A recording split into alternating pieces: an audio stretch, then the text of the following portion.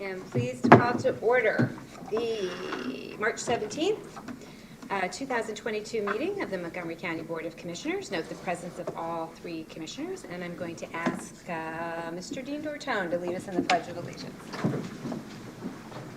Pledge allegiance to the flag of the United States of America and to the republic for which it stands, one nation, under God, indivisible, with liberty and justice for all. Thank you. All right. We will start with opening commissioner comments. Today, or actually this month, March, is Women's History Month. And this month we recognize the contributions women have made to the United States and the specific achievements women have made over the course of American history in a variety of fields. The 2022 Women's History Month theme, Providing Healing, Promoting Hope, is both a tribute to the ceaseless work of caregivers and frontline workers during the pandemic, and also a recognition of the thousands of ways that women of all cultures have provided both healing and hope throughout history. We know that the COVID-19 pandemic has taken a disproportionate toll on women, and the impacts have hit caregivers the hardest. Whether it's women working at home to care for their families or women working on the front lines in our hospitals, all have been impacted. Seeing these impacts early on, we were quick to act to stand up many programs and services to help women, moms, and families during the pandemic. This included launching the Montco Strong Small Business Grant Program to support our local businesses and nonprofits, many of which are women-owned or women-run. Montgomery County has awarded just over $42 million in funding to small businesses and nonprofit entities through the Montco Strong grant programs. $31.2 million to small businesses and $11.3 million to nonprofits. In addition, the Montco Cares Grant Program provided over 300 local child care centers with grants of up to $48,000 to sustain their operations during the pandemic. This program supported over 200 children with a $40 per day child care subsidy to help offset the cost for families. We also worked with our courts to halt evictions and have distributed more than $50 million in emergency rent and utility relief to families across our county.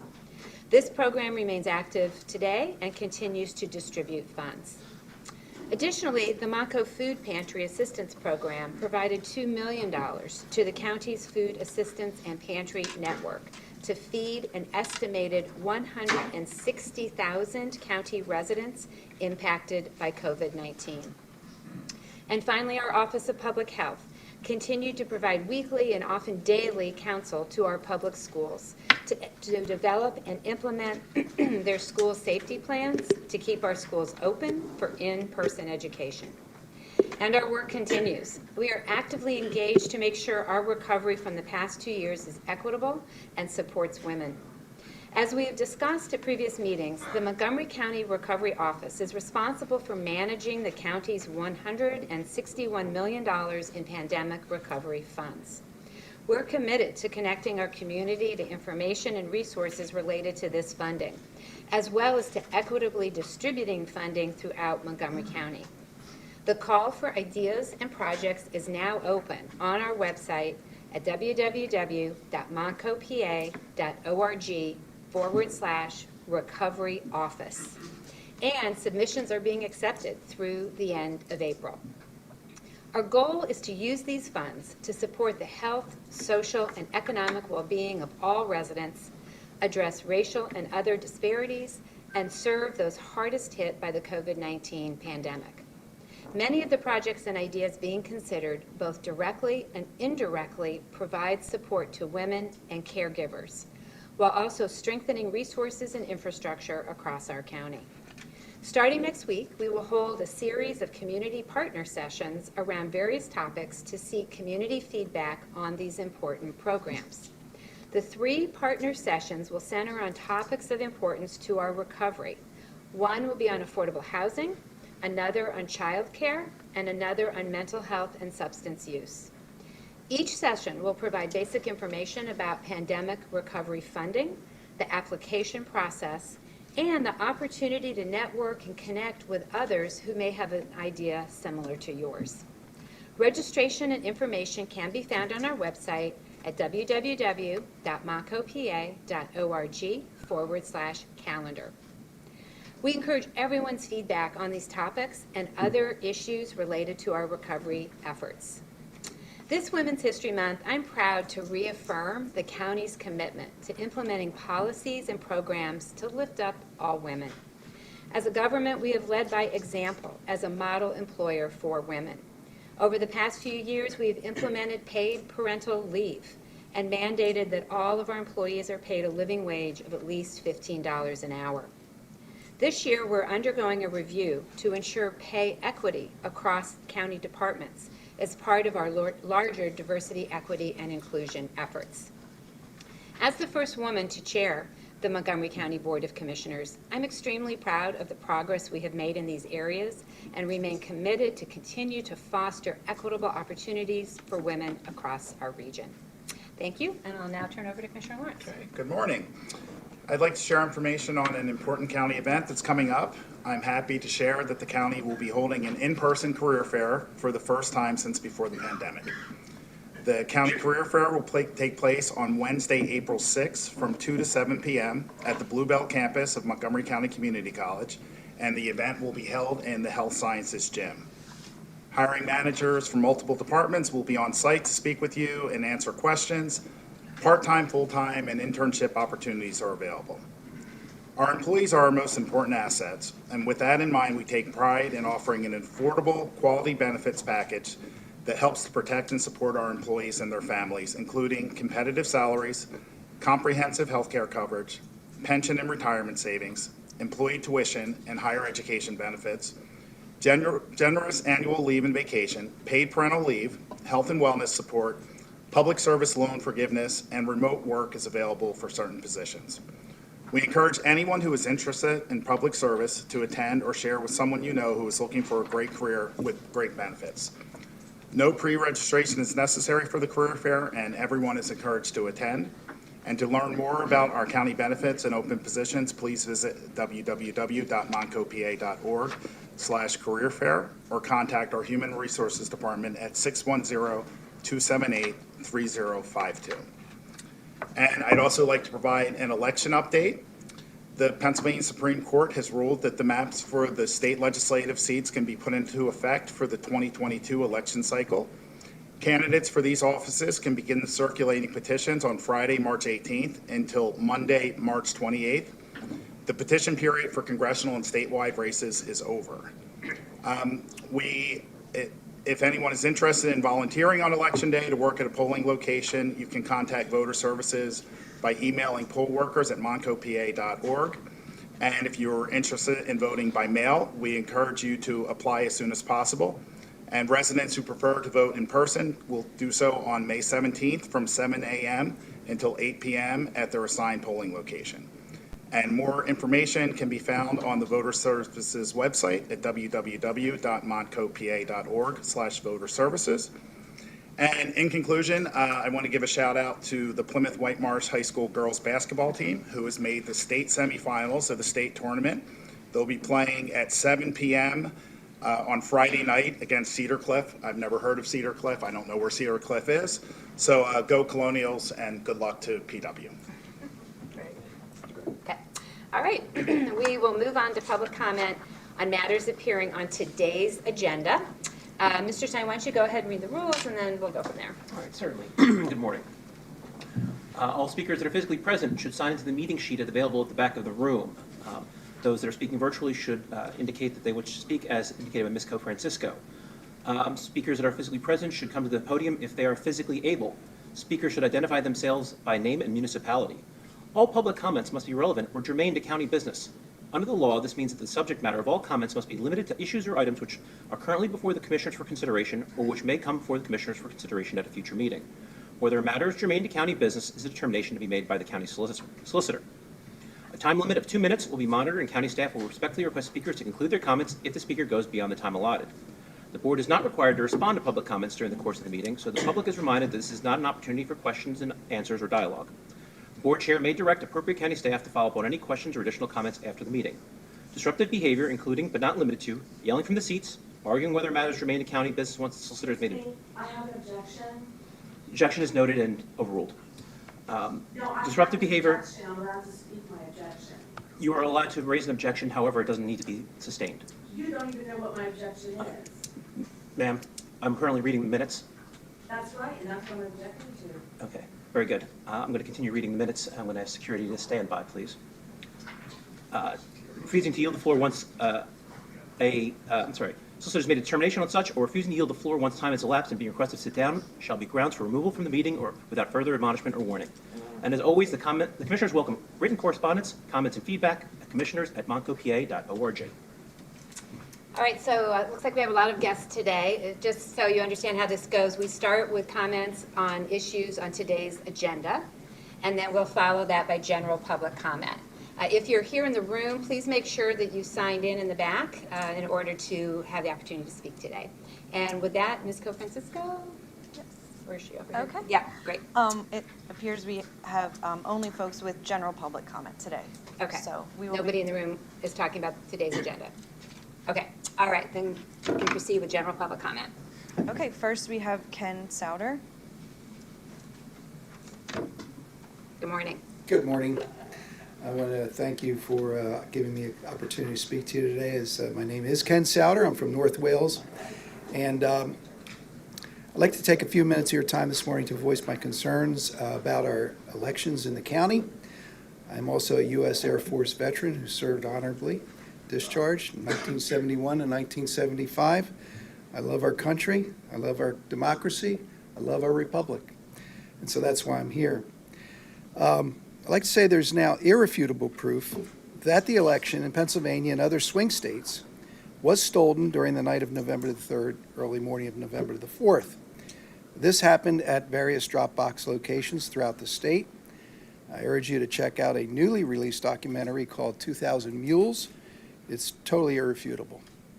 The documentary shows on video Dropboxes being stuffed with ballots from same people over and over again. Cell phone geo-tracking was used to show these movements. It is simply irrefutable. The 8th commandment says, "Thou shalt not steal." The 9th commandment says, "Thou shalt not lie." You will be held accountable to Jesus Christ for your stewardship as civil magistrates. My question to you is, are you in favor of common sense safeguards to ensure elections that are fair, free, and safe from fraud so that my vote as a veteran is not stolen? Psalm 2, verses 10 through 12. Be wise now, therefore, O ye kings. Be instructed, ye judges of the earth. Serve the Lord with fear. Rejoice with trembling. Kiss the Son, lest he be angry, and ye perish from the way, when his wrath is kindled but a little. Blessed are all they that put their trust in him. Thank you.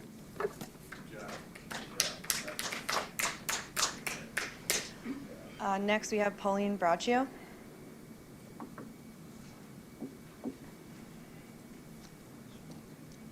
Good morning. My name is Pauline Braccio, and I'm from Talmenson. And again, Mr. Stein just broke the law. It does not say in the, and I went over this 2 weeks ago.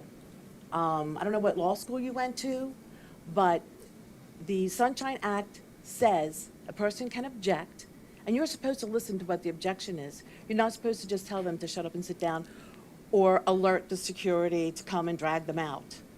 That's not how it works. So again, you're a liar, and you perjured yourself at least 2 or 3 times under oath in a trial. So I don't know when you're going to learn this, but when somebody says objection, you're supposed to listen to the objection and respond to that. And it's not part of a comment, a 2-minute limit. It's an objection. So again, I urge you to read the law and follow the law. But of course, you don't follow the law. And, you know, Mr. Souter was very passionate and sincere, but Mr. Souter, I regret to tell you, people who are evil don't care about God. And this is what we have here. We have evil incarnate. Stein, Lawrence, and Arkoosh are all evil, and that is what they show us every time. When Val Arkoosh speaks about COVID, she's lying when she says the vaccine is safe and effective. Absolute lying. And so you had Christina Miller come up here last meeting and have her lie for you. You know, I don't understand why you don't follow the CDC. You claim to be a doctor, but you don't seem to know anything about physical things, physical bodies. I mean, you think men give birth. You know, you were an anesthesiologist, right? And with an obstetrics, you were in the operating room. Did you ever see a man give birth that you're calling pregnant people? And when did you become a surgeon? You were never a surgeon, yet you renewed your license calling yourself a surgeon. Another lie. Thank you, Ms. Braccio. Tom. Yeah, thanks. You're welcome.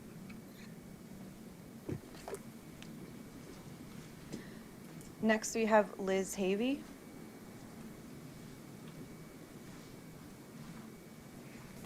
Good morning. I'm Liz Havey, the chair of the Montgomery County Republican Committee. Over the past few years, our elections in Southeast PA have been plagued with various issues that created great distrust in the system among many voters.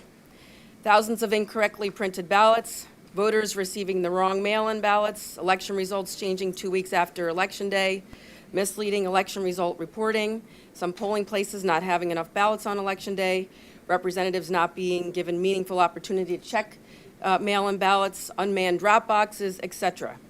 The Republican Committee has documented hundreds of complaints from voters and has observed firsthand deficiencies in our election procedures in Montgomery County, including gross abuse of the drop boxes. A review of just a few hours of surveillance at one drop box produced over 100 people dropping multiple ballots, including one woman dropping handfuls of ballots, which is clearly against the law. We requested that the county provide security guards at drop boxes and were denied. We asked if the county would be reviewing the surveillance video of the drop boxes and were told no. And when we requested the surveillance footage, we were provided months after our request with data in an unusable format with the exception of footage of just one of those boxes. Many voters feel their vote doesn't count and tell us they won't bother voting. Members of this board have made it clear that they want as much participation in the voting process as possible. Everyone who can legally vote should vote, right? If that is truly what you believe, then taking actions or inactions that effectively suppress the vote are unacceptable. Therefore, we have compiled, in consultation with the other Republican county chairs across the Southeast, reasonable election proposals for your approval. Our hope is that Montgomery County, as well as all the Southeastern county election boards, will review and implement these requests to ensure our elections are efficient, transparent, and uniform moving forward. Happy to answer any questions if you want, and the proposals were given to you guys, and I hope that you will at least give us a meeting with all of you to discuss these.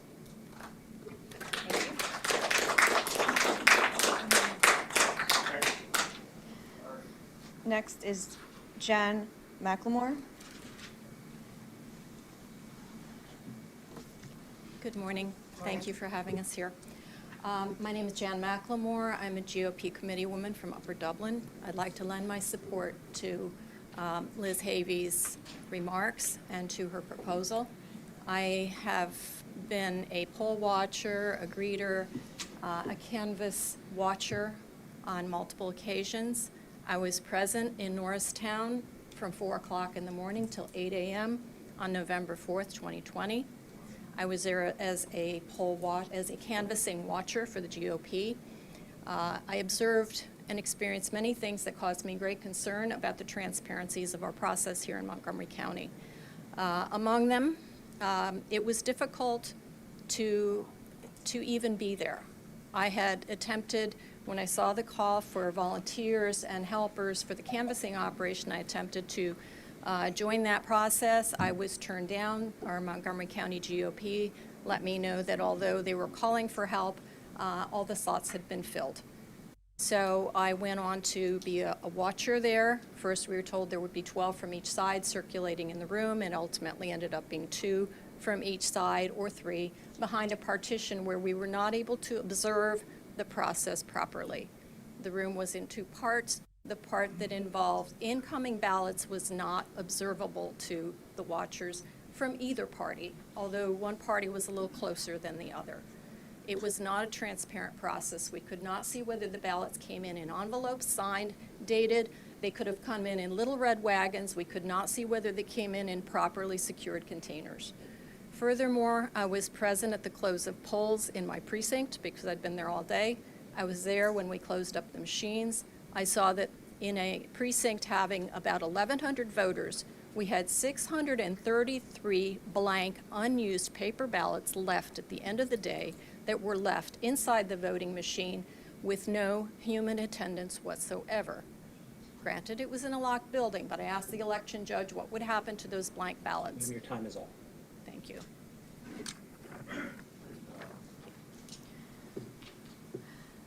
Next, we have Kurt Stein.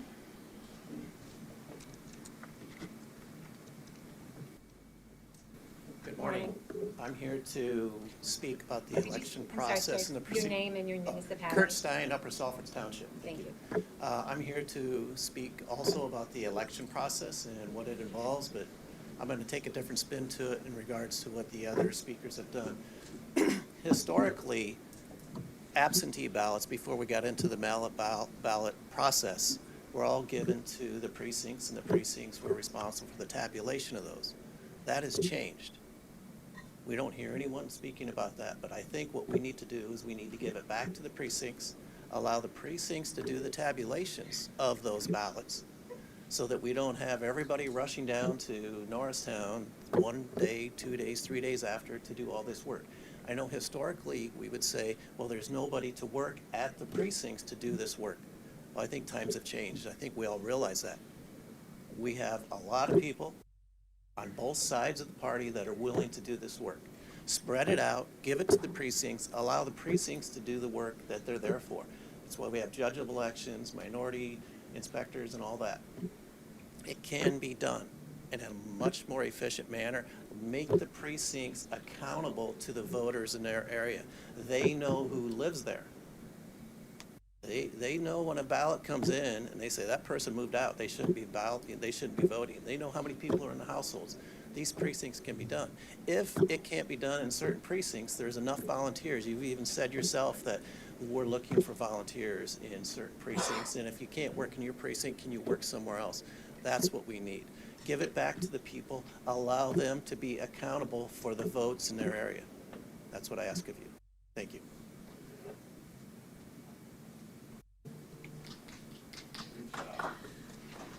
Next, we have Clarice Schillinger. Good morning, Commissioners. I appreciate the opportunity to speak. As a concerned Montgomery County citizen, So could you just say your name and I'm your so sorry, municipality? Clarice Schillinger, Horsham Township. So I came here in support of the Montgomery County Republican Party's proposal for ensuring elections that are efficient, transparent, and uniform. Our election system is unlike any other in the entire world. Our nation has been built on allowing everyone to have a voice. Millions make their voices heard by selecting who they want their leaders to be. Unfortunately, we have seen a number of Pennsylvanians lose trust in our election system after the passage of Act 77 and the additional the additional verbiage added allowing drop boxes. The drop boxes have been left unsecure, and allowing for the opportunity of illegal ballot harvesting must be addressed. Illegal ballot harvesting is happening. This is a fact. It's not a conspiracy. The frustration of many comes from the lack of security and transparency. Citizens will never trust our election system if government officials, like yourselves, do not make this an absolute priority. Please secure our election system. This is not a Republican or a Democrat issue. This is a Pennsylvania issue. This is a Montgomery County issue. I ask that you come together bipartisanly to install trust and security in our election system. Thank you.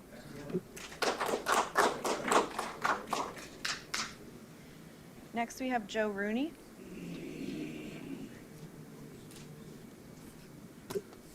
Joe Rooney in Abington. Good afternoon, ladies and gentlemen. First, happy St. Patrick's Day to everybody here, for all of us who are Irish or wish they are Irish. The second one is for the chair. Not everybody's Irish. For the second one, I wish the chairwoman would define what woman means, because it doesn't mean the same thing between you and me. So we got to come up with some commonality.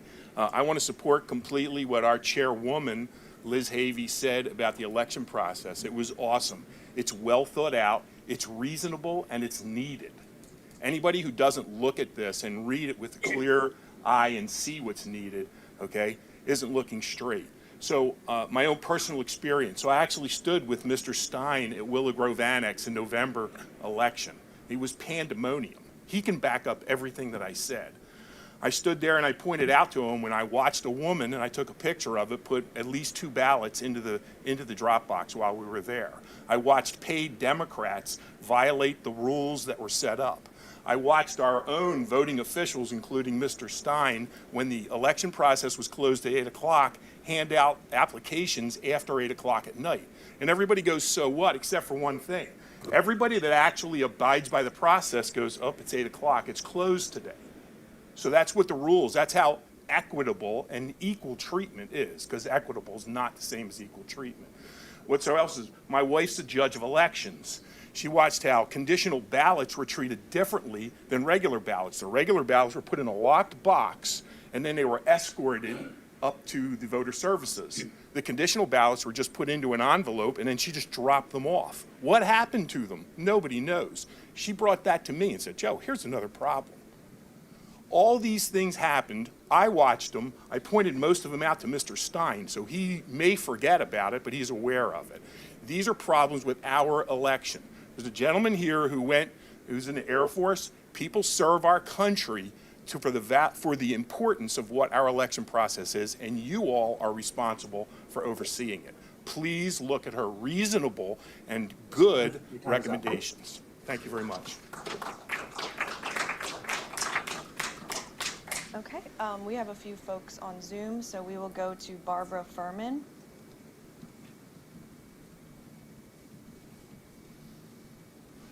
Barbara, you just need to unmute yourself. Hello. Morning. Barb Furman, New Hanover Township. Checking numbers and data. The county has a lot of explaining to do. In the past couple of weeks, the link for COVID Data Hub was completely changed. This is the 3rd or 4th time it was changed in the 2 years of trying to manipulate the minds and emotions of the public. This latest change gives very little to any helpful information and a complete lack of transparency. Using cumulative data that is 2 years old pops attention for those new to watching the numbers, but is stale and useless. Absolutely of no value to current decision making. The low, medium, high is way too general for a large county. Again, useless. The COVID hysteria is now done because people know more. Treatments are readily available. Natural immunity is the most robust wellness outcome, and many have it. Children are the least affected, and many have natural immunity. Stop the fear mongering through this website. The mail-in ballot debacle can be solved quickly. Follow court guidance on unconstitutionality of no-excuse mail-ins. Date the completion of turning in the ballots well in advance of Election Day. I've requested this before, and I'm now requesting again, send ballots to their local precinct for counting. No vote counting center needed, no expensive cameras needed. We, the people, can and will work together to stop the questionable elections in our county. Precincts can do this better. Because of all questions in the past 2 general elections, we need a full forensic audit of 2020 and 2021. Thank you.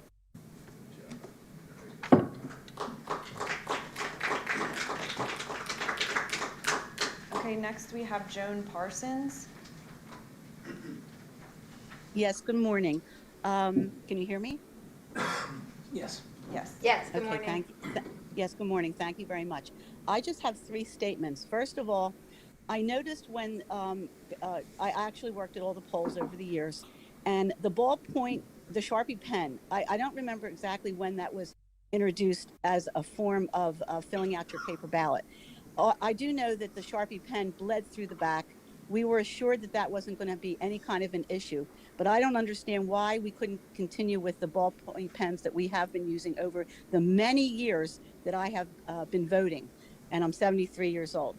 So that's my first thing. I would like to see the Sharpie pens gone, and I go back to the old-fashioned way of doing it with a ballpoint pen, whatever color you choose, black or blue. The second thing that I want to talk about is the COVID testing of the PCR. The PCR has now been, basically, it's actually not very accurate. There's many doctors, there's many people that take a PCR test, a couple days apart. This is one area where I'm afraid I'm going to have to ask you to tie it in somehow to county business, because the... Well, I just didn't get on at the right time. Well, okay, so then we'll just let that go about the PCR test and early treatments. The other thing is, during the elections of the last election, I was very aware of a lot of things that were going on. I know with Kathy Barnett for Senate that she was running and is running again, that there were different things that were put out showing that people were back in areas counting ballots, and a lot of this came to light that about how they were counting them, where they were counting them, and there was a lot of things that I thought should have never happened. And all your other speakers have hit it on the button that basically our elections need to be revamped to the way that works, not to the way that one person wants to win. So we all know there was a huge discrepancies on everything. The ballpoint pen and the Sharpie pen needs to go. Ma'am, you're out of time. Sorry, your time is up. Okay, bye. Okay, next we have Kim Henderson.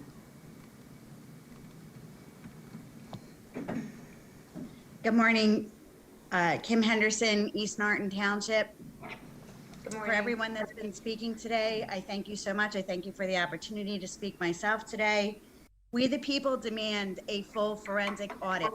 Every speaker who's come on here today has talked about election fraud, basically, and how can we go forward from 2020 and then 2021, we still saw election anomalies.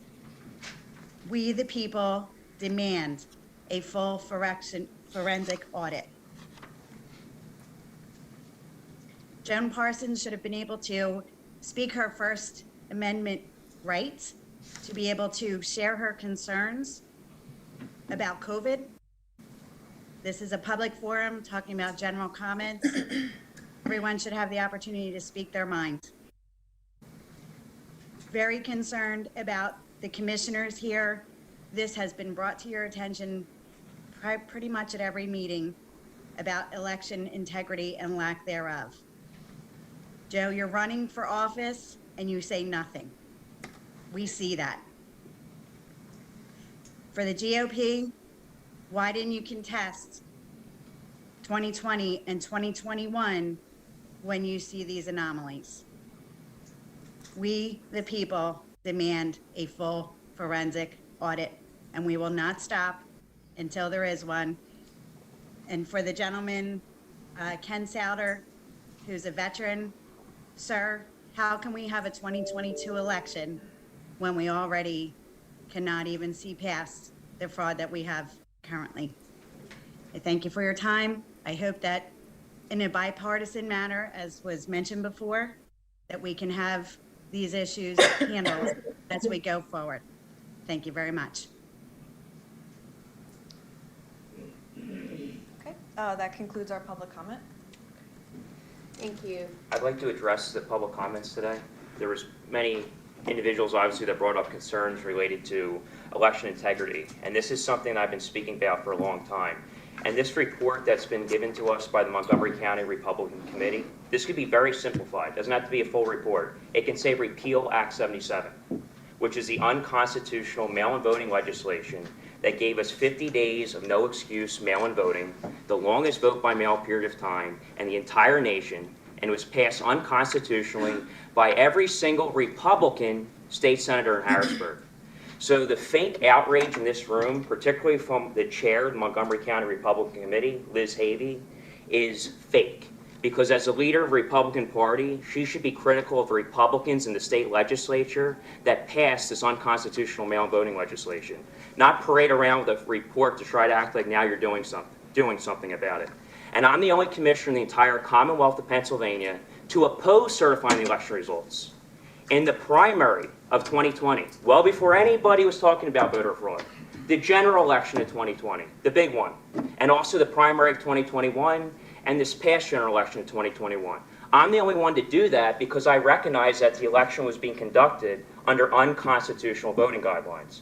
And the Pennsylvania Commonwealth Court, just a few weeks ago, made a decision saying just that. And I've been talking about it for over 2.5 years, back in 2019 when Act 77 was passed. And all of you, including Liz Havey, the chair of the Montgomery County Republican Committee, remained silent. And in fact, you endorsed candidates that voted for it.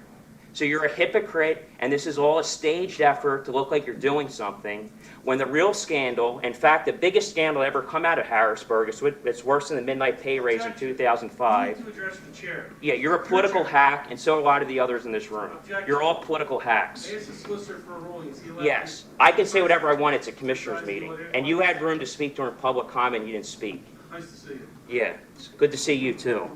So this is something I've been talking about, and I wish the Montgomery County Republican Party would back me up when I was speaking about this. But now it's too little too late, and you're trying to look like you're doing something about it, and you all should be ashamed of yourselves. You're part of the problem, not part of the solution. Never too late. Please, right. no comments, please, sir. All right, enough, folks. We're going to move on to approval of the minutes. I will move to approve the March 3rd, 2022 minutes of the Montgomery County Board of Commissioners. Is there a second? I will second. Second by Commissioner Lawrence. Any board comment on the minutes? All right, hearing none, we'll move on to a vote. Are there any negative votes? Hearing none, motion carries. All right, it is National Public Defenders Week next week, and we're very honored to have our co-chief public defender, Greg Nestor, join us this morning to talk a little bit about the work that the office is doing. Mr. Nestor. Thank you. I'm joined by a number of people from my office this morning.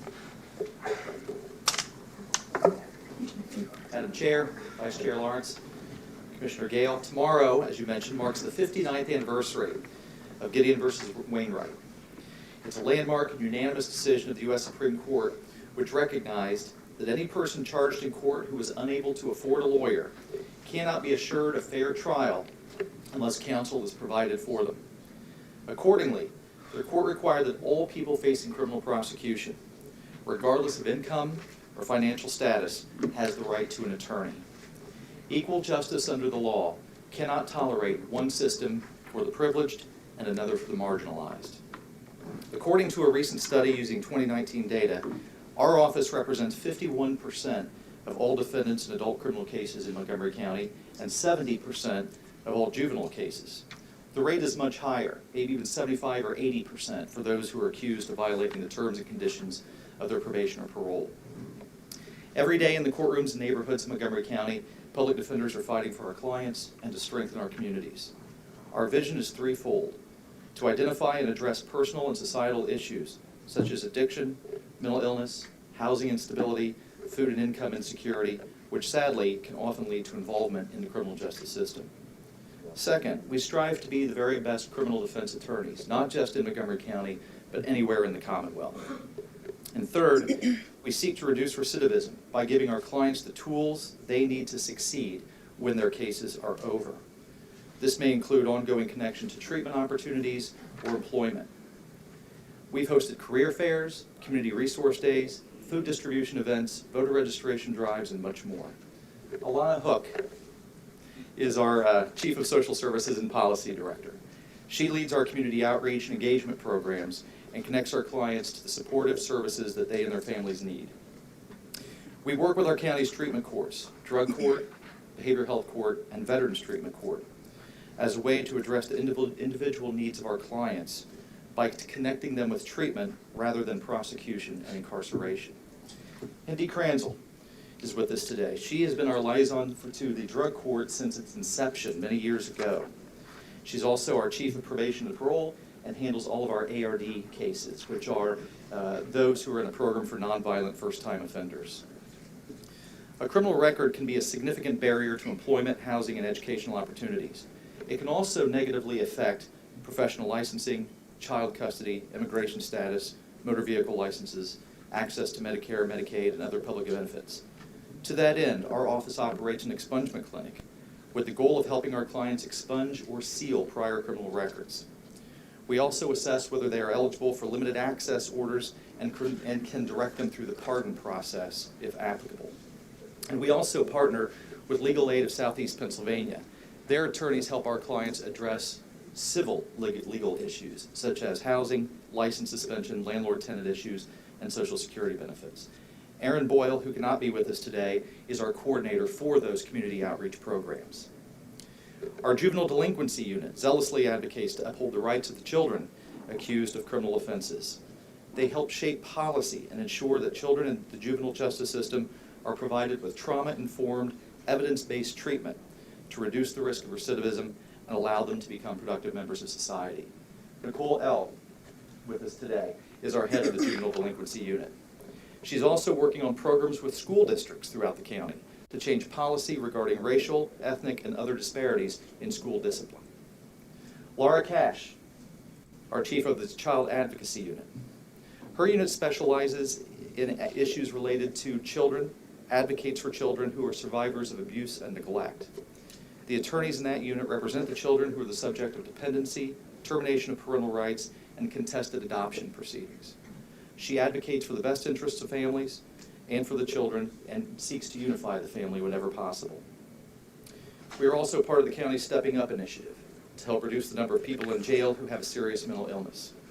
And we also represent patients who are subject to civil mental health commitment hearings throughout the county and in hospitals beyond our county. And most recently, we are proud to stand with you and with others fighting for pretrial through the development and implementation of the Montgomery County Pretrial Services Program. Emily Sieber is our pretrial chief. She is in court today, actually doing preliminary hearings and unable to be with us. And finally, I'm joined by Kathy Fortune. She is our chief clerk. And we all know that no organization can function without amazing support staff, and we are proud to have the very best. They are the heart and soul of our office and the backbone of everything we do, and nothing is possible without them. On behalf of our office, we want to thank you for your recognition of Public Defender Day and for your continuing support for the work that we do. Thank you. Well, Mr. Nestor and team, thank you all so much for being here today. The work that you do across our communities is extraordinary and very, very difficult, and new challenges at every step along the way. And we're so grateful for that work and that commitment to making sure that every person in this county, regardless of circumstances, has the best possible representation. And it's been my honor to work with you all of these years to continue to increase year after year the resources that the Office of the Public Defender has. I know it's still not quite enough, but we are making progress. And I couldn't be more proud of the work that has gone into creating the pretrial services team. This effort, which is all about moving this work upstream to keep people from being incarcerated in a system that has often shown great disparity in who gets incarcerated, particularly around economic means.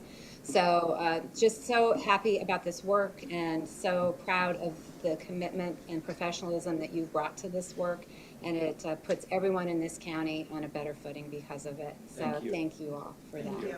Thank you very much. Mr. Nestor, thank you for being here. Thank you for bringing the team and showing everyone. I want to give a special acknowledgement to Alana and the work that she did, particularly during the pandemic, the resource fairs in Pottstown and Norristown, bringing together so many resources.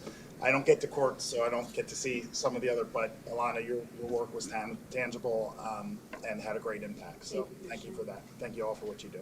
All women leaders. It's important to note that the majority of the leaders in our office are women. Thank you. Thank you for that. And Greg. Thank you. And Greg. And Greg. Thank you all very much. Thank you all. All right. It is also National Social Work Month, and we have Elliott Smith, Deputy Administrator for our Office of Senior Services, and Kathy Thomas, Senior Manager, Office of Children and Youth. So, I'm not sure who's going first. Great. See you both. Whoever wants to go first, we're ready. Sure, I can go first. Thank you. Good morning, everyone. And thank you to the commissioners for having me here today and for recognizing this important month celebrating social work. Social workers are a vital and irreplaceable part of the American social safety net, a profession that is so very often overlooked. Social workers are everywhere in our communities. Doctors' offices, hospitals, county service agencies, nonprofits, for-profits, and the list goes on. Social work is a profession focused on the strengths of an individual and building on what a person can do versus what they cannot. Empowering others to create positive change in their lives, social workers listen, share, empathize, and do the hard work of helping however and wherever they can. For perspective, in the United States, over 700,000 social workers serve and support various populations in need. With an expected 12% increase in the national demand for social work professionals over this decade alone, social work is considered one of the fastest growing professions by the Bureau of Labor and Statistics. Clearly, social workers are in demand. With the challenges of the past 2 years in the COVID-19 pandemic, it is no wonder the theme chosen for this year's National Social Worker Month is "The Time is Right for Social Work." Many individuals impacted by the pandemic in so many different ways have found themselves in need of supports they did not think they would ever need. Social isolation, mental health challenges, food and job insecurity, all exacerbated by COVID-19, have highlighted the need for social workers and their unique skills. Social workers will surely rise to the challenge of supporting post-pandemic recovery efforts with mental health support across all age groups and demographic barriers. Being a beacon of hope despite the challenges of stagnant funding, secondary trauma, and strained community resources is no simple task. Social workers somehow make it look easy. Weaving together the ever-changing patchwork of supports and resources available in our communities, social workers take on challenge after challenge as advocates and leaders for positive social change. I'd like to take just a moment to recognize the Office of Senior Services and the dedicated social workers and social service professionals who support older adults throughout Montgomery County every single day. Our office seeks to ensure older adults in Montgomery County maintain safe, fulfilling, independent, and healthy lives as they age in place. Our office directly supports thousands of older adults, 60 years of age and older, each year by assessing needs, locating, coordinating, and managing supportive services, such as home-delivered meals and personal care assistance to older adults in their own homes. We also provide community education on healthy aging and offer evidence-based programming on a variety of health issues. Our Older Adult Protective Services team responds to reports of abuse and neglect to ensure the safety of our most vulnerable county residents.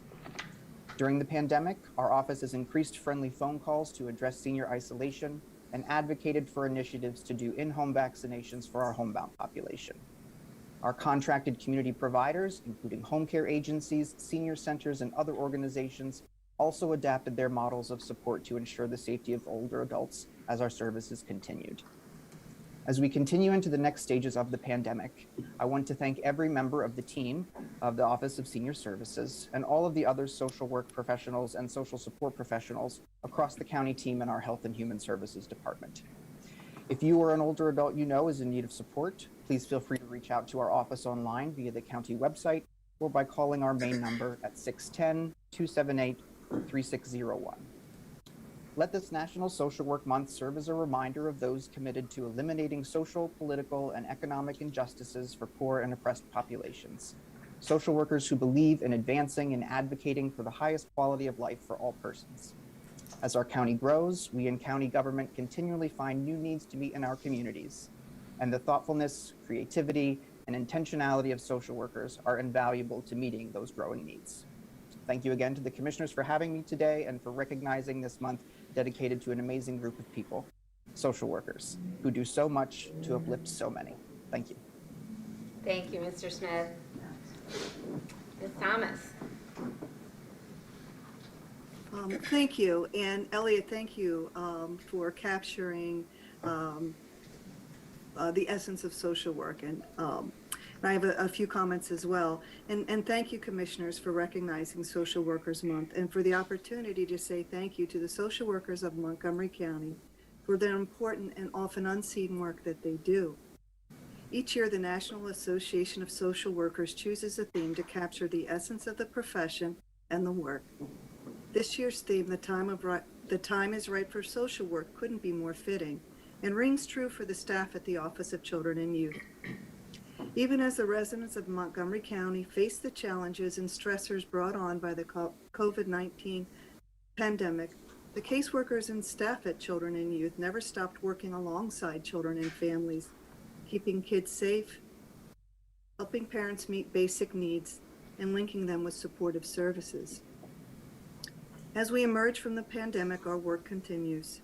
Each day we tackle not only the families that come before us due to a report, but long-standing issues such as housing instability, substance use, and unmet mental health needs, while constantly striving towards our mission of helping Montgomery County families thrive.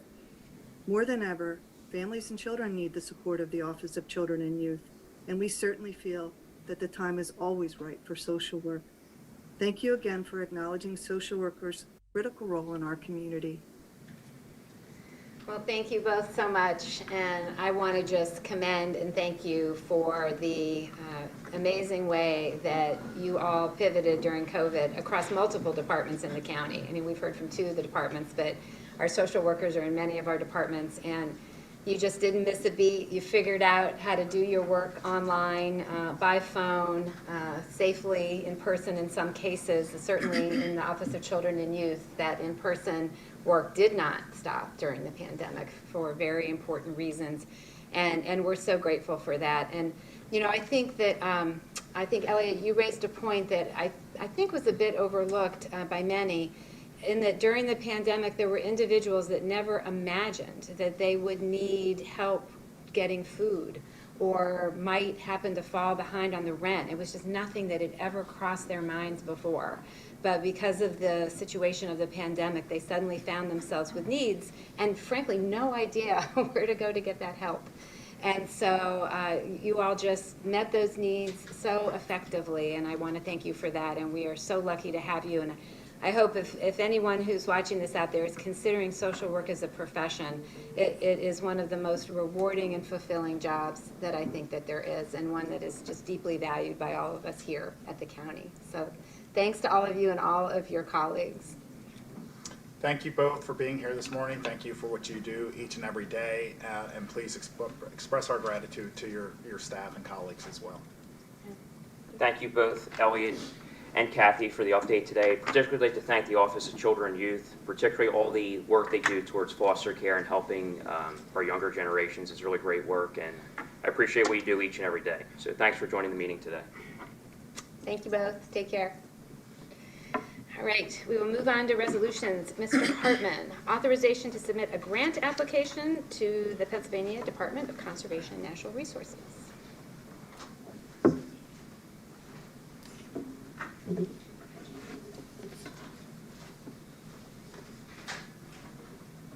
Good morning. Okay, great.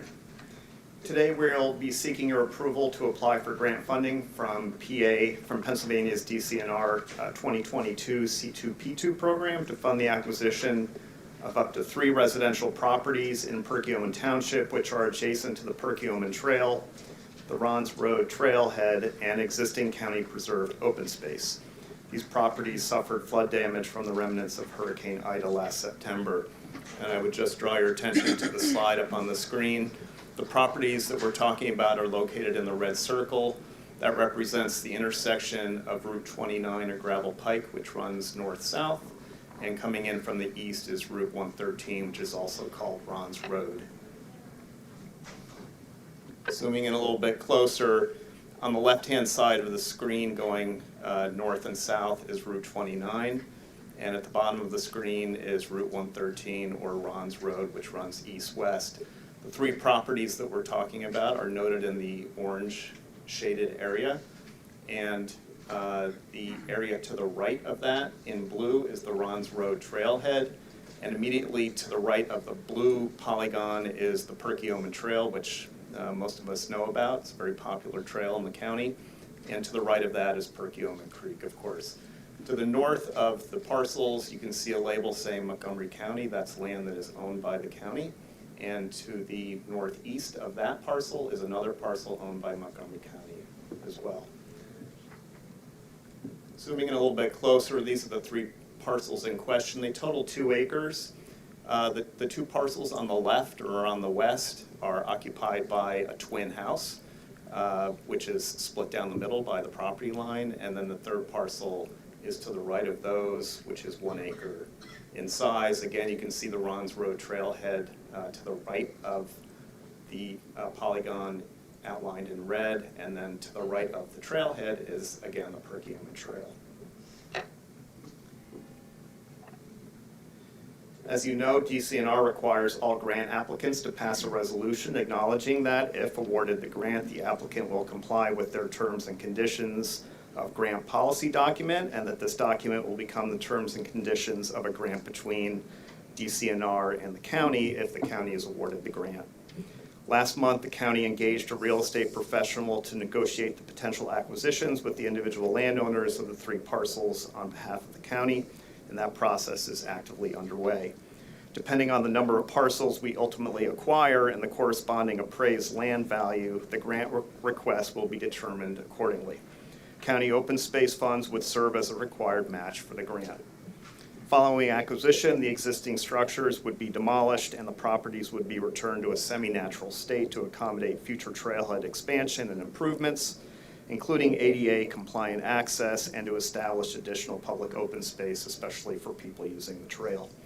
And lastly, on February 23rd, last month, the County Open Space Board did unanimously recommend the submission of the application to DCNR for the C2P2 grant funds to use toward the purchase of the subject parcels. Thank you. I will move that the proper county officials, in accordance with the authority conferred by law, subject to the approval of the county solicitor, are hereby authorized to submit an application to the Pennsylvania Department of Conservation and Natural Resources for the Rahns Perkiomen Trailhead Property Acquisitions Project. Be it further resolved that the grant agreement signature page may be signed on behalf of Montgomery County by Mr. Scott France, Executive Director of the Montgomery County Planning Commission, and further that if the county is awarded the grant agreement signature page signed by Mr. France will become the executed signature page for the grant agreement, and the county will be bound by the grant agreement. In addition, any amendment to the grant agreement may be signed on behalf of the grantee by Mr. France, and the county will be bound by said amendment. Is there a second? Second. Second by Commissioner Lawrence. Any board comment? All right, hearing none, we'll move to a vote. Are there any negative votes? Hearing none, motion carries. Next, we have an authorization to award an open space grant to Wissahickon Trails. Correct. I have a few slides for this one as well.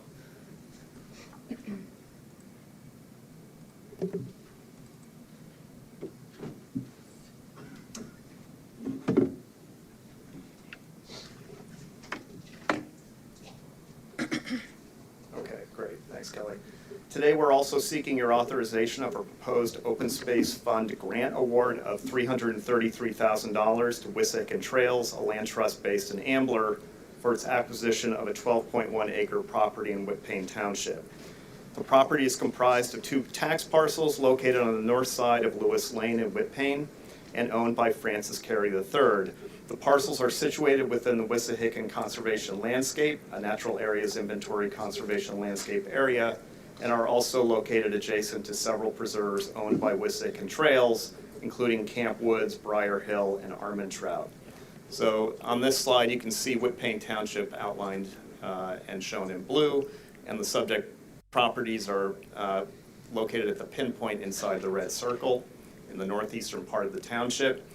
Zooming in, the 2 parcels that are going to be, or that Wissahickon Trails is striving to acquire, are shown in pink inside the red circle. You can see in green around that parcel all of the other preserved lands that are owned by Wissahickon Trails.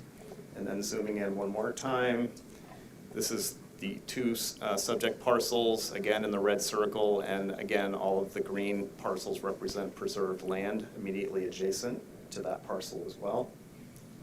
And then the next slide. Okay. All right, so You can see on this slide, this is an aerial that's zoomed in a little bit more. Again, the two parcels comprising 12 acres. The two parcels do contain a residential dwelling and two smaller outbuildings, as well as large open areas and transitional scrubland. The site is considered a donut hole of unpreserved land surrounded by properties protected by Wissahickon trails, Whitpain Township, and Montgomery County over many years.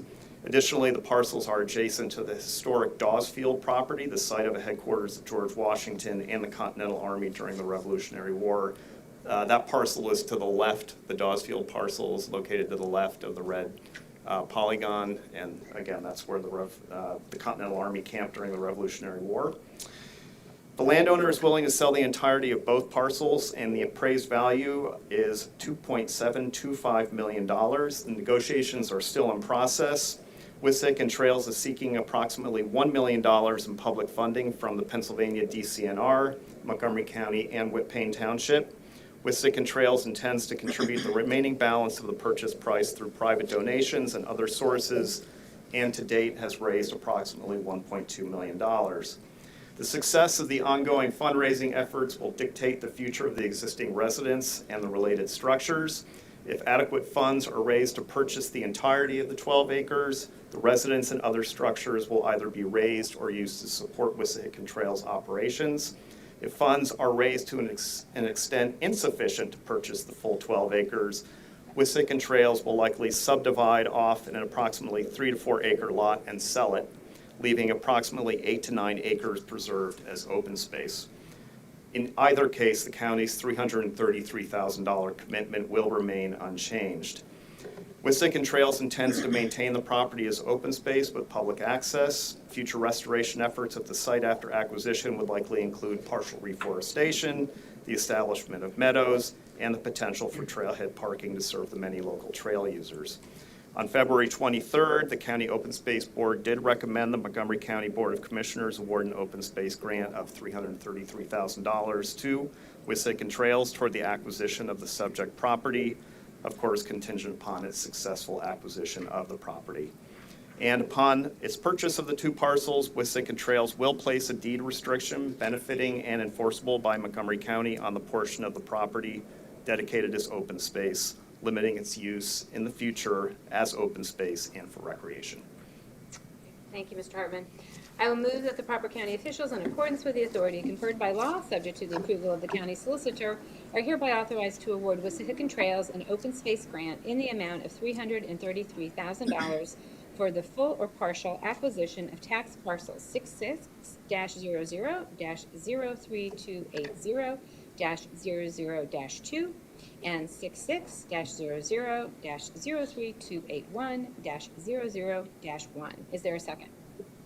Second. Second by Commissioner Lawrence. I was just checking your dashes. Pretty, there. it was impressive, You right? did it, I yeah. think I got it right. Mr. Hartman, just one question. What is the time frame on this in terms of when will Wissahickon say, okay, we have or have not been able to raise this funds to buy the entire parcel? Well, they're actively engaged in negotiations with the landowner right now. They've been going back and forth a bit with him. I would say that once that's resolved and they get a better sense of the funding from the township and from the county, they will probably acquire the property sometime this year or early next year. Okay, great. Okay. All right, hearing no additional comment, we'll move to a vote. Are there any negative votes? Hearing none, motion carries. Thank you. Thanks. All right, Mr. France, authorization of a contract for planning assistance for the North Penn School District. Good morning, Commissioners. Thanks for having me. I have an item which is a short-term planning contract with the North Penn School District to conduct a 10-year enrollment projection study. The study will look at demographic trends, birth patterns, housing construction, housing sales activity, and other trends in order to create a model that projects enrollments over the next 10 years for each of the school buildings and grade levels. This is the second enrollment that we've done for the North Penn School District, or the second enrollment study that we've done. The last one was in 2017. Based off of 2016 enrollments, the difference between the actuality as current and what we projected back then was under 1%, so that's a very satisfactory result. We look forward to revisiting the study and looking at the next 10 years. The cost of the study in whole would be $11,648. we provide 25% subsidy on short-term planning contracts, so the district's share of that amount would be $8,736. Thank you. I will move that the proper county officials, in accordance with the authority conferred by law, subject to the approval of the county solicitor, are hereby authorized to approve the short-term contract for community planning assistance as outlined by Executive Director of Planning, Mr. Scott France. Is there a second? Second. Second by Commissioner Lawrence. Any board comment? All right, hearing none, we'll move to a vote. Are there any negative votes? Hearing none, motion carries. Next, we have an authorization of a community planning assistance contract for Rockledge Borough. Thank you again. This is for a 3-year community planning assistance contract renewal, as you said, for Rockledge Borough. And this contract would initiate January 1st, 2022 and expire on December 31st, 2024.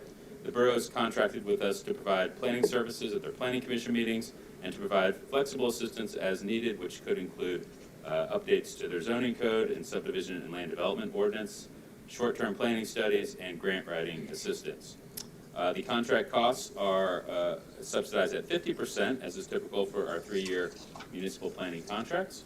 The total cost would be $57,834, and the municipal share of that would be $28,917. I will move that the Montgomery County Commissioners hereby approve the contracts for municipal planning assistance outlined by Executive Director of Planning, Scott France, and that the proper county officials are hereby authorized and directed to execute the same. Is there a second? Second. Second by Commissioner Lawrence. Any board comment? All right, hearing none, we'll move to a vote. Any negative votes? Hearing none, motion carries. Thank you, Mr. France. Thank you. All right, Mr. Bonner. America has a big birthday coming up. 250. Yes, indeed. Yep. Good morning, Commissioners. Morning. Before you for consideration this morning is a resolution authorizing creation of a county commission to work with America 250 PA to coordinate activities and programs to commemorate the 250th anniversary of the signing of the Declaration of Independence. In preparing for 2026, this resolution endorses the state-managed America 250 PA initiative, establishes an inclusive committee to plan county events in coordination with the state effort, and appoints Commissioner Kenneth E. Lawrence, Vice Chair of the Montgomery County Board of Commissioners, as the county's representative to the state America 250 PA Committee. I have to get used to saying America 250. Within the Department of Assets and Infrastructure, the Division of Parks, Trails, and Historic Sites will lead the county's commission to present collaborative insights, work across pertinent organizations, and develop, promote, and execute inclusive programs and experiences, spotlighting Montgomery County's historic role in the founding of the United States of America. That's what we have. Okay, great, thank you. I will move that the proper county officials, in accordance with the authority conferred by law, subject to the approval of the county solicitor, hereby endorse America 250 PA and their mission to educate, preserve, innovate, and celebrate every Pennsylvanian in every county in Pennsylvania.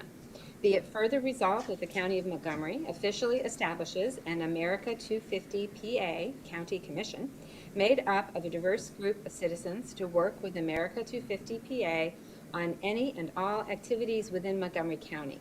The participants of Montgomery County's commission will be strictly voluntary roles, and there will be no compensation for participation. Be it further resolved that Kenneth E. Lawrence Jr., Vice Chair of the Montgomery County, is hereby appointed as the Montgomery County representative to the America 250 PA Committee. Is there a second? I will second. Second by Commissioner Lawrence. Any board comment? I'll just say this will be a really exciting time, and of course our county is right in the center of a lot of this activity, so it'll be great to have full participation, and I'm sure it'll bring some wonderful opportunities also economically for the county. So, Absolutely. yeah, great. Any other comment? All right, hearing none, we'll move to a vote. Are there any negative votes? I'm a negative vote. Okay, motion carries 2-1. All right, next we have a commissioner's appointment to the Board of Directors of the Montgomery County Norristown Public Library. I will move that Brian Mays and Cynthia Worth be appointed to the Board of Directors of the Montgomery County Norristown Public Library for terms to begin immediately and to expire on December 31st, 2024, and to serve at the pleasure of the County Commissioners and in accordance with the current duly adopted bylaws. Is there a second? Second. Second by Commissioner Lawrence. Any board comment? Hearing none, we'll move to a vote. Are there any negative votes? I'm a negative vote. Okay, motion carries 2-1. All right, Ms. Pardieu. Good morning, Commissioners. You should have in front of you the final copy of the Commissioners' Department's personnel list. It is a 3-page document dated Wednesday, March 16th, 2022, with a timestamp of 9:30 a.m. All positions have been reviewed and accounted for and are presented for consideration. Thank you, Ms. Pardieu. I will move to approve the March 17th, 2022 personnel presentation as given by the Director of Human Resources, Ms. Donna Pardieu, and to authorize the proper county officials to execute the same. Is there a second? Second. Second by Commissioner Lawrence. Any board comment? All right, hearing none, we'll move to a vote. Are there any negative votes? Hearing none, motion carries. Thank you. All right, Ms. O'Malley, advertisements of bids and RFPs. Yes. One, we have a bid on behalf of Assets and Infrastructure for dam repairs. Contract provides repairs to the Knight Dam located in Green Lane Park. Contract will be awarded to the lowest responsible bidder. Two, bid on behalf of Assets and Infrastructure for an HVAC system replacement. Contract provides for the reconstruction of the heating, ventilation, and air conditioning systems in 1 Montgomery Plaza. Contract will be awarded to the lowest responsible bidder. Three, an RFP on behalf of Health and Human Services for a maternal healthcare provider capacity consultant. The successful responder will support the implementation of activities emerging from the perinatal periods of risk study. The study will focus on increasing the use of allied health providers, doulas, home visitors, lactation consultants, and patient advocates to provide targeted education about reproductive health, overall health, parenting, and other topics such as empowerment to increase providers' understanding of Black women's experiences. Contract will be awarded to the highest rated responder. 4, RFP on behalf of Planning, Sheriff, and Treasurer for title services.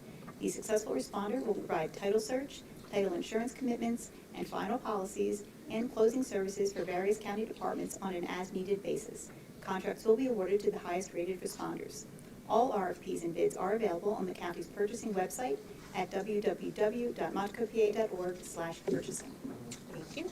I will move to approve the preceding requests for the advertisement of bids and RFPs as described by the Deputy Chief Operating Officer, Ms. Barbara O'Malley, and to authorize the proper county officials to execute the same, subject to the approval of the county solicitor. Is there a second? Second. Second by Commissioner Lawrence. Any board comment? Okay, now we'll move to a vote. Are there any negative votes? Hearing none, motion carries. Next, awards of contract for the county. Yes. 1, contract award, Assets and Infrastructure, Construction, Donald E. Reisinger Incorporated at Westchester, PA, $451,458. Contract provides Phase 1 renovations to the Milk House building at the Norristown Ballpark. Specification 6463 was viewed by 29 providers with 1 response received. Contract is awarded to the only responding provider who has met all qualifications of the specification. 2, contract award, Assets and Infrastructure, Equipment, Northeast Sweepers and Rental Incorporated of Fairfield, New Jersey, $561,089.82. Contract provides for 2 street sweepers. Equipment is available for a Sourcewell cooperative contract. 3, contract award, District Attorney, Vehicle, Apple Automotive Group Incorporated of York, PA, $29,546. Contract provides for 1 2022 Ford Explorer. Vehicle is available for a PA CoStars contract. 4, contract award, Health and Human Services, Pesticide Services, PA Department of Environmental Protection of Harrisburg, PA, $25,000. The county participates in a black fly suppression program sponsored by the DEP and managed by the Office of Public Health. The DEP entered into contracts with spray contractors for the purpose of suppressing black fly populations through the aerial application of a state and federally approved pesticide. Spray operations occurred during the 2021 calendar year. 5, contract award, Health and Human Services Media Campaign, Outright of Gaithersburg, Maryland, $32,126. Contract provides for an opioid awareness billboard campaign to support pregnancy and maternal care. RFP 2211 was viewed by 48 providers with 8 responses received. Contract is awarded to the highest rated responder. 6, contract award, Information and Technology Solutions Support Agreement, Microsoft Corporation of Redmond, Washington, $287,412. Contract provides assistance and support for problem resolution services for Microsoft products. Contract is for the period of 4/12/2022 to 4/11/2023. 7, contract award, Public Safety Software, Street Smart LLC of Lexington, South Carolina, $130,000. Contract provides a software program that has real-time crime reporting capabilities which accurately pinpoints crimes, patterns, and incidents. Contract is for a period of 1 year beginning 12/1/2021. Software is proprietary. 8, contract award, Public Safety, Computer hardware, CDW Government of Vernon Hills, Illinois, $28,010. Contract provides firewall and networking switch hardware for the Public Safety Training Campus 911 Backup Center. Hardware is available through a PA CoStarz contract. 9, contract renewal, adult probation consultants.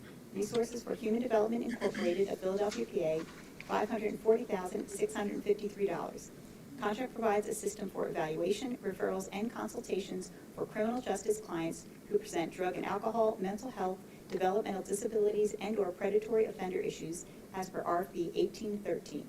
This is the second of 2 available optional annual renewals for the 2022 term. 10, contract amendment, assets and infrastructure, supplemental reimbursement agreement, $1,735,000. Contract between PennDOT and Montgomery County provides for a funding agreement reimbursing the county for replacement of County Bridge number 275, Waverly Road over to Coney Creek in Cheltenham Township. Reimbursement agreement allows for 100% federal reimbursement for the final design, utilities, and construction. 11, contract renewal, assets and infrastructure consultants, McCormick Taylor of Exton, PA, $720,000. Contract provides for a qualified engineering firm to assist with management of the county's bridges and 75 miles of roads. Contract also provides for the management of over 400 bridge structures and internal roads at our parks and historic sites. Roads and bridges will continue with replacement projects and increased ongoing bridge maintenance to maintain structural integrity to prevent structural deficiency, resulting in more costly repairs or replacement. This is the 4th of 4 available optional annual renewals. In 12, there are 11 contract renewals and 7 amendments for health and human services. Those providers and services are listed at the end of the agenda and in the back of the room. Thank you. I will move to approve the preceding awards of contract as described by the Deputy Chief Operating Officer, Ms. Barbara O'Malley, and to authorize the proper county officials to execute the same, subject to the approval of the county solicitor. Is there a second? Second. Second by Commissioner Lawrence. Any board comment? All right, hearing none, we'll move to a vote. Are there any negative votes? Hearing none, motion carries. Next, we have awards of contract for assets and infrastructure. Yes. 1 contract award for information and technology solutions, equipment, Pomeroy Technologies, LLC of Hebron, Kentucky, $361,712.28. Contract provides switch and routing equipment required to move 2 existing data centers to the new co-location facility. Equipment is available through a PA CoStarz contract.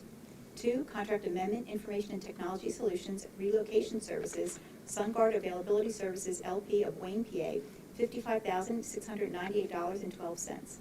Original contract provided for the relocation of 2 data centers in Norristown to an off-site location. Amendment provides for the increased number of high-speed data connections required by the county at the SunGuard location. Critical connections include diverse paths to the internet, private network, backups, as well as providing other critical services for the state of PA and the county jury board department. I will move to approve the preceding awards of contract as described by the Deputy Chief Operating Officer, Ms. Barbara O'Malley, and to authorize the proper county officials to execute the same, subject to the approval of the county solicitor. Is there a second? Second. Second by Commissioner Lawrence. Any board comment? Hearing none, we'll move to a vote. Are there any negative votes? On the negative vote. Motion carries 2-1. Next, we have awards of contract for emergency procurement for Hurricane Ida. Yes. 1, contract award, assets and infrastructure, bridge rehabilitation, Flyway Excavating Incorporated of Lidditz, PA, $70,715. Contract provides for the rehabilitation of the stone bridge at Mill Grove that was damaged during Hurricane Ida. Thank you. I will move to approve the preceding award of contract as described by the Deputy Chief Operating Officer, Ms. Barbara O'Malley, and to authorize the proper county officials to execute the same, subject to the approval of the county solicitor. Is there a second? Second. Second by Commissioner Lawrence. Any board comment? Hearing none, we'll move to a vote. Are there any negative votes? Hearing none, motion carries. Next, we have an award of contract for the Southeast Pennsylvania Regional Task Force. 1, contract award, vehicles, Andrew Ford of Manheim, PA, $85,650. Contract provides for 2 2022 Ford Expedition SUVs for Delaware County. Vehicles are available through a PA CoStarz contract. Thank you. I will move to approve the preceding award of contract on behalf of the Southeast Pennsylvania Regional Task Force as described by the Deputy Chief Operating Officer, Ms. Barbara O'Malley, and to authorize the proper county officials to execute the same, subject to the approval of the county solicitor. Is there a second? Second. Second by Commissioner Lawrence. Any board comment? Hearing none, move to a vote. Are there any negative votes? Hearing none, motion carries. Any closing commissioner comments? Okay, then I will announce that our next meeting will be April the 7th, 2022. And I will move to adjourn the March 17th, 2022 meeting of the Montgomery County Board of Commissioners. Is there a second? Second. Second by Commissioner Lawrence. Any comment? Hearing none, we'll move to a vote. Any negative votes? Meeting is adjourned. Welcome the Controller, Controller Sanchez, to the dais for salary board. Thank you. All right. Good morning again, Ms. Pardieu. Ms. Co-Francisco, is there any public comment on salary board? Okay. Then, Ms. Pardieu. Good morning, members of Salary Board. You should have in front of you the final copy of the Salary Board list. It is a 3-page document dated Thursday, March 17th, 2022, with a timestamp of 8:15 a.m. Of note, we have 2 retirees, Mary Dollinger from adult probation after 16 years, and Donna Jones from courts after 21 years. All positions have been reviewed and accounted for and are presented for Salary Board consideration. Thank you. Is there a motion to approve the March 17th, 2022 Salary Board presentation as given by Director of Human Resources, Ms. Donna Pardieu, and to authorize the proper county officials to execute the same? Moved by Controller Sanchez. Is there a second? Second. Second by Commissioner Lawrence. Any board comment? Hearing none, we'll move to a vote. Are there any negative votes? Hearing none, motion carries. Is there a motion to adjourn the March 17th, 2022 meeting of the Montgomery County Salary Board? Moved by Controller Sanchez. Is there a second? Second by Commissioner Lawrence. Any board comment? Hearing none, move to a vote. Any negative votes? Hearing none, meeting is adjourned. Thanks, everybody.